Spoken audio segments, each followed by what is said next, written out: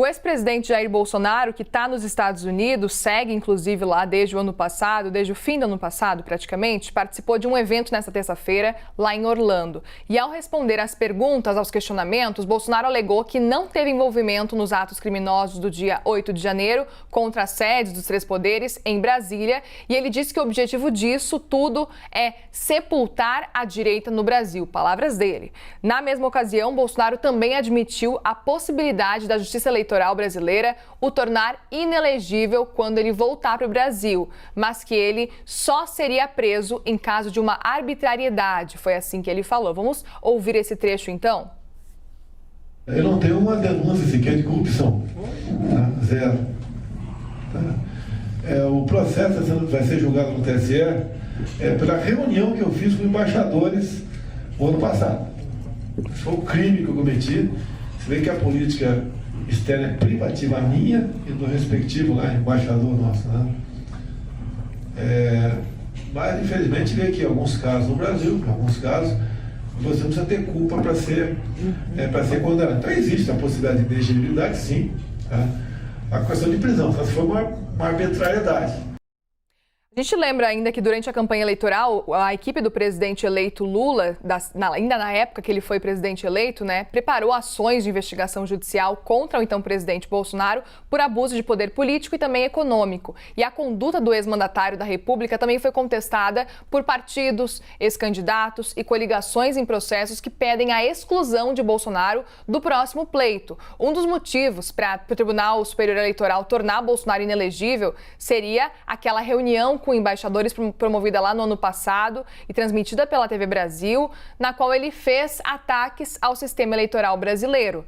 Na esteira, então, desse assunto, a gente conversa, inclusive vamos falar que o presidente do TSE, a gente precisa lembrar também, o ministro Alexandre de Moraes, negou ontem o andamento de um recurso apresentado pelo PL e pelo próprio Bolsonaro contra uma multa de R$20 mil imposta pela corte por propaganda eleitoral antecipada e também irregular. A defesa do ex-presidente disse que a condenação foi indevida e que violou preceitos constitucionais da liberdade de expressão.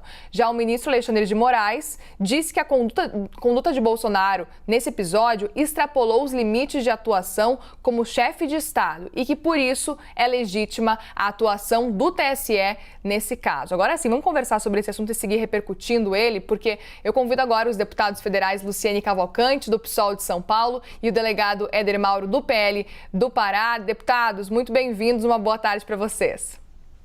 Boa tarde, Muriel. Boa tarde, deputada Luciane. Deputada Luciane, começo com a senhora. A senhora acredita que o ex-presidente Bolsonaro vai ficar inelegível para as próximas eleições? Quais são as chances na sua avaliação? Boa tarde, deputado. Boa tarde, Muriel. Muito obrigada pela possibilidade de fazer esse debate, um debate importante, porque trata da nossa democracia. Não apenas acredito que o ex-presidente Bolsonaro será declarado inelegível, como acredito e estamos atuando fortemente para que ele seja investigado devidamente, responsabilizado, julgado e preso. Inelegibilidade é pouco para tudo o que aconteceu durante o governo do ex-presidente Bolsonaro. Veja, agora que nós temos todas as instituições do judiciário, de acompanhamento, de fiscalização, atuando de forma autônoma, cada dia que se passa, cada sigilo que se cai, a gente tem conhecimento de mais um ataque à nossa democracia, mais um ataque ao povo brasileiro. Veja, o Bolsonaro responde por mais de 16 inquéritos no Ministério Público Federal, no STF, no TCU. A Polícia Federal está investigando. Nós tivemos aqui a CPI da Covid, que terminou com um relatório onde apontou com provas o Bolsonaro cometeu mais de 9 crimes. Isso está nas mãos da Polícia Federal, que agora atua com autonomia. Um deles, prevaricação, charlatanismo, vários crimes.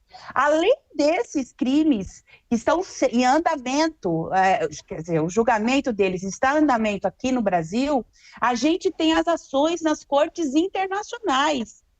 A gente tem um absurdo, um escândalo que foi o genocídio Yanomami. A gente vai investigar agora com profundidade o que significaram aquelas barras de ouro no MEC, que agora caíram sigilos de quanto que eles andaram, os falsos pastores andaram por aqui pelos planaltos, pelos ministérios. Então, é uma série de crimes, e isso que o Bolsonaro cita nessa palestra, falando dessa reunião, que foi ele trabalhou de forma ativa para descredibilizar, para não dar crédito ao sistema eleitoral brasileiro, sem prova. Ele sabe que ele cometeu um crime ali, por isso que ele está falando, até porque vai ser julgado agora por esses dias, vai ser ouvido. Um outro crime que ele está indiciado, que foi o atentado terrorista do dia 8 de janeiro. E o Anderson Torres vai ser ouvido, ele vai ter que explicar aquele golpe auditável, aí sim, aquele plano que foi encontrado na casa dele, ele vai ter que dizer como que isso chegou até a casa dele e qual a participação do governo Bolsonaro nisso. E é bom lembrar que esse ataque à democracia, ao sistema eleitoral, a questionar a validade das urnas, sem prova nenhuma, tentou de todas as formas fazer um golpe nas urnas. Quero lembrar aqui, aquele do dia 7 de setembro de 2021, que o Bolsonaro foi lá na Paulista para dizer que não ia, que era para fechar o STF, que ele não ia responder às ordens, incitando novamente ao não atendimento às ordens democráticas. E depois teve que se valer de uma carta escrita pelo Temer para poder acalmar os ânimos, para dizer que não foi bem isso, que ele não estava atacando as instituições. E se o Bolsonaro até hoje falava que precisava de uma arbitrariedade, uma contravenção concreta para que ele fosse preso, pois bem, agora a gente tem o caso das joias das Arábias. Ontem saiu a decisão unânime do Tribunal de Contas da União, dizendo que ele vai ter que, sim, devolver o estojo de joias avaliado em mais de R$400 mil, e ele vai ter que devolver não só esse estojo de joias, mas o fuzil que ele também se apoderou, a pistola, que são todas armas de uso restrito, que não podem circular no nosso país, e ainda serão auditadas todas as listas de objetos que ele declarou como objetos de uso pessoal. Então, aqui, a gente tem um cenário, desse caso específico das joias, é um caso concreto, palpável, que mostra, que demonstra a corrupção do governo Bolsonaro. Ele tentou, de todas as formas, se apoderar de um patrimônio que é do povo brasileiro. Mais de 16 milhões. E veja, enquanto ele estava fazendo aquela encenação de que ele estava triste, que ele estava deprimido por conta dos resultados da urna eletrônica das eleições, na verdade, ele estava articulando, colocando os ministérios, o exército, para ir lá pegar as joias, para dar carteirada na Receita Federal. Mas como nós temos um serviço público valoroso, eles não se dobraram, mantiveram a cabeça erguida e fizeram o seu papel. Então, isso, só para a gente ver, dentro desse cenário, eu acredito, sim, Muriel, respondendo a sua pergunta, que nós temos todas as condições jurídicas, políticas, de não apenas o tornar inelegível, como decretar, depois do julgamento, a sua prisão. Deputado Éder Mauro, o senhor concorda com a deputada Luciene? Na sua avaliação, existem chances, isso realmente pode acontecer, do ex-presidente Bolsonaro se tornar inelegível? Muriel, eu quero me dirigir a você, me dirigir a toda a população desse país e, é claro, dizer que depois da descondenação do maior bandido desse país, que foi o Lula, tirando de dentro de um buraco, com condenações em 3 instâncias, por um colegiado, e o colocando como presidente da República, eu não duvido de nada. Porém, eu discordo plenamente da deputada Luciene, e acredito até que não vejo, dentro dos processos, dentro das investigações que são feitas, e aqui nós temos aí na questão do Superior Tribunal Eleitoral, que é o processo da questão da reunião do Bolsonaro, e eu quero dizer que nessa questão da reunião que o Bolsonaro fez com o embaixador, ele fez na condição de presidente da República, e ele tem a condição primeira de tratar da política externa do país junto com o Ministério dos Exteriores. Ele tem essa competência, ele tem essa capacidade e o direito de tratar de política externa, e ele lá, junto aos embaixadores, colocou a posição dele e a opinião dele. Assim como o ministro Fachin, que também convocou embaixadores, deu a opinião dele sobre o sistema eleitoral. Onde é que tem crime? Quem cometeu o crime? O Bolsonaro agiu como presidente, dando a opinião dele e fora de campanha. E fora de campanha. Onde é que existe um crime eleitoral aí? E eu discordo da colega, da Luciene, quando ela fala da questão da CPI do Senado, que foi a maior palhaçada já feita nesse país. Gastaram mais de milhões para produzir uma CPI, horas e horas para tratar de assuntos, pagar o funcionário, resmas e resmas de papel. Para quê? A única coisa que essa CPI, diante de todo o holofote que a imprensa marrom deu, foi definir que o presidente Bolsonaro anda de motocicleta. Foi a única coisa que foi definida nessa CPI. Tanto é que o Ministério Público Federal solicitou arquivamento. Tanto é que o próprio Supremo acompanhou essa situação. A colega está completamente equivocada sobre essa questão da CPI colocada no Senado. Na questão, colega deputada, do 8 de janeiro, eu é que quero. Nós, da direita e conservadores, é que queremos as investigações e vocês não querem. É vocês que estão pagando deputados, é vocês que estão com orçamento secreto para fazer com que deputados retirem os nomes das CPIs. Nós queremos que a CPI aconteça para colocar verdadeiramente quem foram os canalhas que quebraram dentro do Planalto, dentro do Legislativo, porque não foram os conservadores. E as imagens mostram isso. Então, você está completamente equivocada. Vocês fogem da CPI. Vocês fazem de tudo, tentam comprar deputados para que tirem a assinatura, para que não exista CPI. Porque existindo a CPI, vocês vão ter claramente de quem foram os verdadeiros mandantes. Bolsonaro nem no Brasil estava. Quase um mês antes ele estava fora do Brasil. Eu não sei o porquê de tanto ódio, que é a palavra que vocês mais usam da esquerda, principalmente o pessoal puxadinho do PT, usam contra o presidente Bolsonaro. Eu não tenho dúvida de que o Bolsonaro é o presidente mais popular desse país.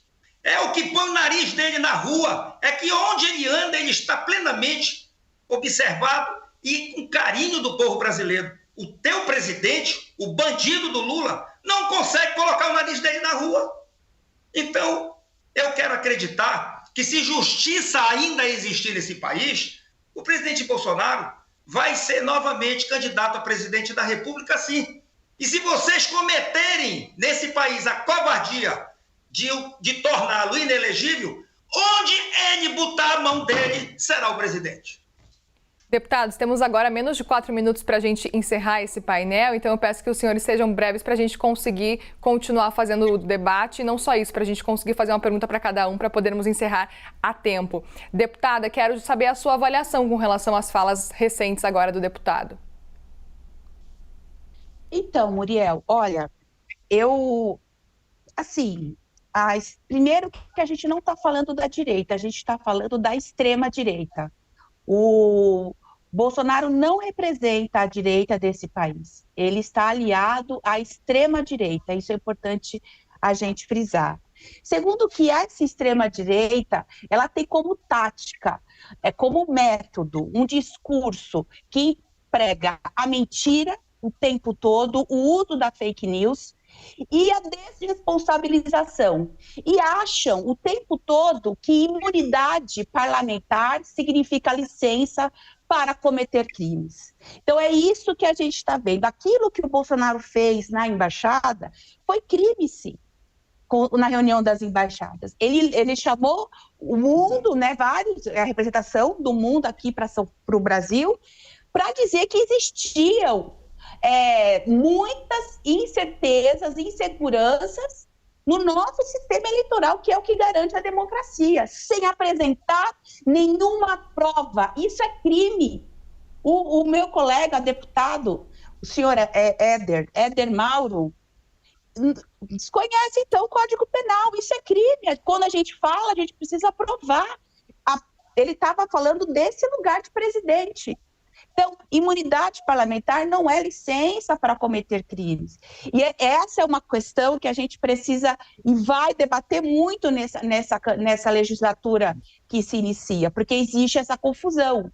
E mais, uma outra confusão que o tempo todo essa extrema-direita faz, que é a confusão entre o público e o privado. Por isso que o Éder Mauro, ele não respondeu sobre o crime das joias das Arábias, porque ali sim a gente tem um caso material, concreto, de um crime, de vários crimes que foram cometidos. E agora que as instituições estão funcionando, a gente vai até o fim e a gente vai provar a responsabilidade do Bolsonaro. Deputada, sua resposta.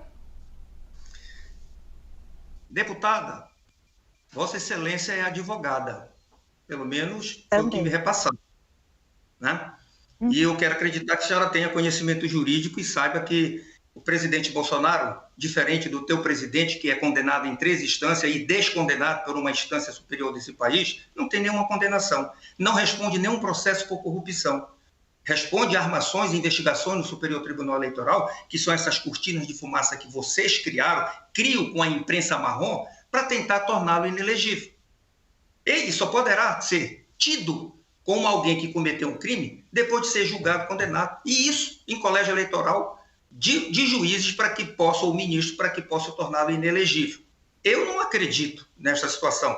Eu acho até que seria uma burrice do sistema podre, que é composto certamente pela grande imprensa marrom, por donos de partido e por algumas instituições, de fazerem esse tipo de coisa, porque aí o povo brasileiro de bem, e eu não tenho a menor dúvida, que o próprio governo Lula vai se autodestruir. Eu não dou 6 meses para esse governo se autodestruir. Porque, Miriam, todos nós sabemos que o esquema formado por esse sistema podre, trazido desde lá de trás, e por isso a gente coloca a interrogação quando você me pergunta se Bolsonaro se tornará inelegível, quando conseguiram descondenar o maior bandido desse país...